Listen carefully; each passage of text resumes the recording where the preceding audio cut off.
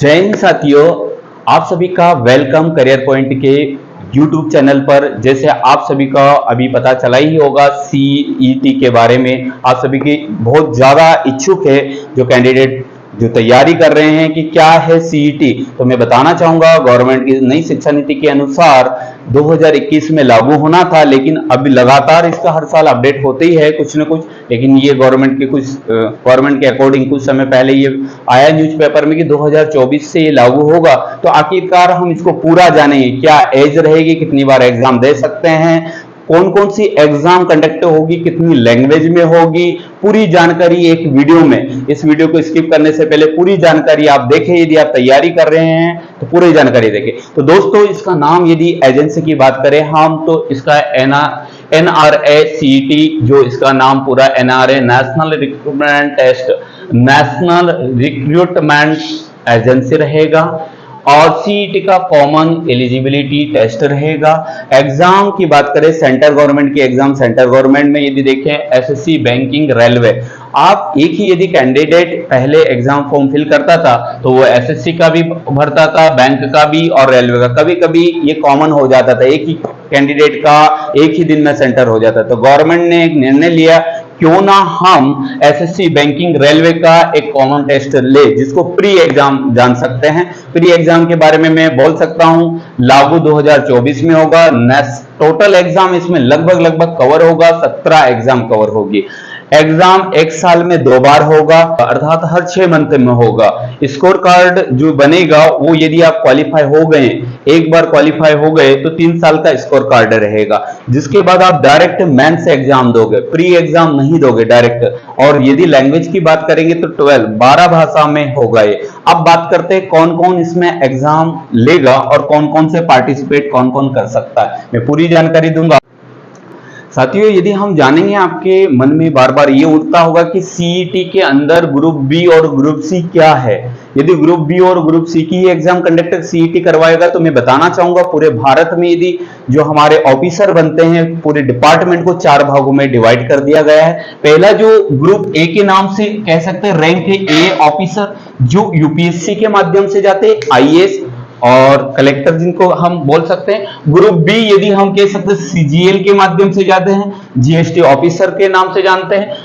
Group C जितने भी clerk के पोस्ट पर रहते हैं वो ग्रुप सी के तौर पर जाने जाते हैं। ग्रुप डी जो सबसे छोटे लेवल पर, कांस्टेबल हुआ, रेलवे में जो ग्रुप डी सबसे छोटी पोस्ट रहती है, ऑफिस वर्क के जो काम करते हैं वो ग्रुप डी के वर्क पर रहते हैं। तो जो सीईटी में जो एग्जाम होगी वो कंडक्ट होगी ग्रुप बी और ग्रुप सी, ये दोनों ही कंडक्ट सीईटी में जो पोस्ट आएगी वो सीईटी जो टेस्ट लेगा, और ग्रुप बी और ग्रुप सी के अंदर वाली ही पोस्ट लेगा, ग्रुप डी वाला नहीं लेगा और ग्रुप ए भी नहीं लेगा, क्योंकि इसमें कुल मिलाकर फिजिकल वाला भी रहता, कांस्टेबल डिपेंड करता है, और रैंक ए अधिकारी यूपीएससी के माध्यम से ही जाएगा।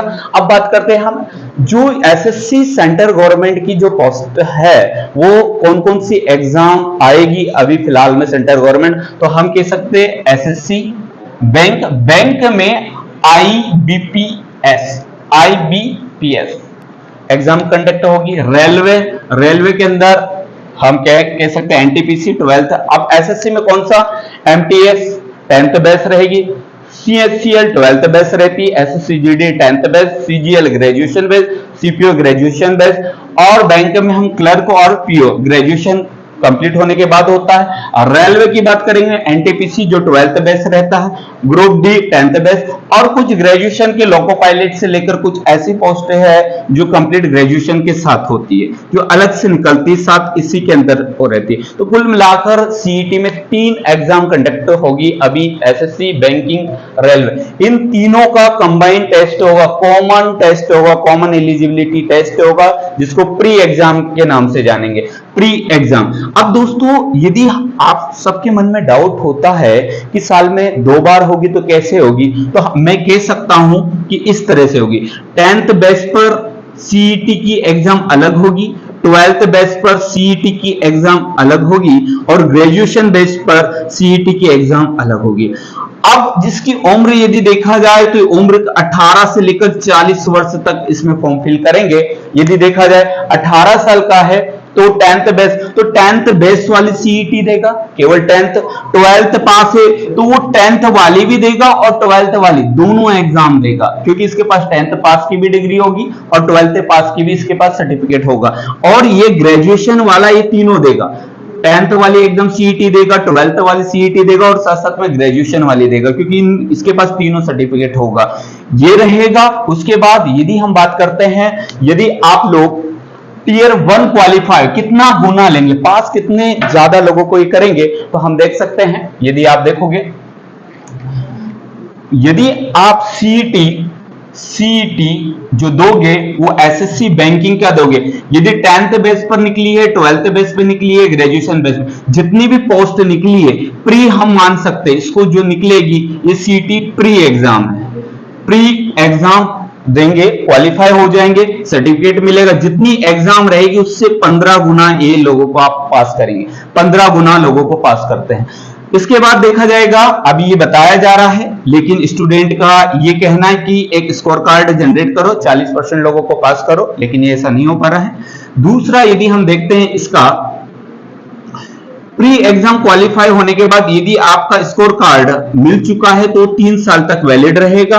अब 3 साल के बाद आपको डायरेक्ट मेंस एग्जाम, तो मेंस एग्जाम जो रहेगा एसएससी खुद अपनी मेंस एग्जाम कंडक्ट करवाएगा, बैंक अपनी खुद मेंस एग्जाम कंडक्ट करवाएगा और रेलवे अपनी खुद मेंस एग्जाम कंडक्ट करवाएगा। जैसे एसएससी की प्री एग्जाम हुआ करती थी, बैंक की प्री एग्जाम हुआ करती थी, रेलवे की सीबीटी 1 हुआ करती थी, इन जो प्री एग्जाम को करवाने का काम जो करेगा वो सीईटी करेगा, और बाकी जो मेंस एग्जाम होगी वो खुद एसएससी खुद सिलेबस जनरेट करके खुद अपना एग्जाम करवाएगा, मेंस अपना करवाएगा, रेलवे आप अपना करवाएगा। तो दोस्तों कहने का मतलब ये है, बहुत बड़ा बेनिफिट ये हुआ है, जो कैंडिडेट एक बार प्री एग्जाम क्वालिफाई कर लेता था और मेंस से रुक जाता था तो दोबारा उसको प्री एग्जाम देना पड़ता था। अब ऐसा नहीं है, यदि एक बार आप प्री एग्जाम निकाल चुके हो तो डायरेक्ट आपको सीईटी के 3 साल तक का स्कोर कार्ड रहेगा। जब भी एसएससी मेंस बैंक मेंस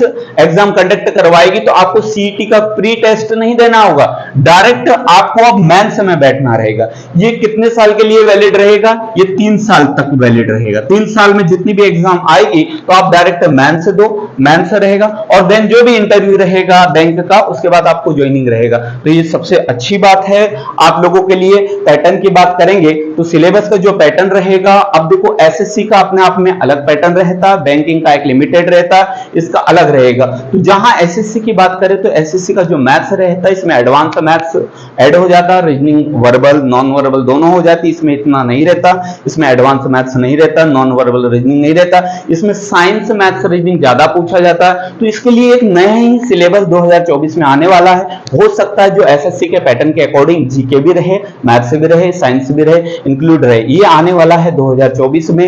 2023 में अभी जितनी भी एग्जाम होगी उसी के पुराने पद्धति के आधार पर होगी, 2024 में जितनी भी नई एग्जाम होगी वो सीईटी के अकॉर्डिंग होगी। प्री एग्जाम सीईटी लेगी, मेंस एग्जाम खुद संस्था अपनी खुद की लेगी। तो साथियों यदि आप लोगों को कोई भी जानकारी अधूरी लगे तो कमेंट सेक्शन में कमेंट कर सकते हैं। यदि आप नए हैं तो चैनल को सब्सक्राइब करें ताकि आने वाला वीडियो आपके लिए और भी हेल्पफुल रहे, जो आपको पूरी एग्जाम के बारे में जान सके। जय हिंद सर।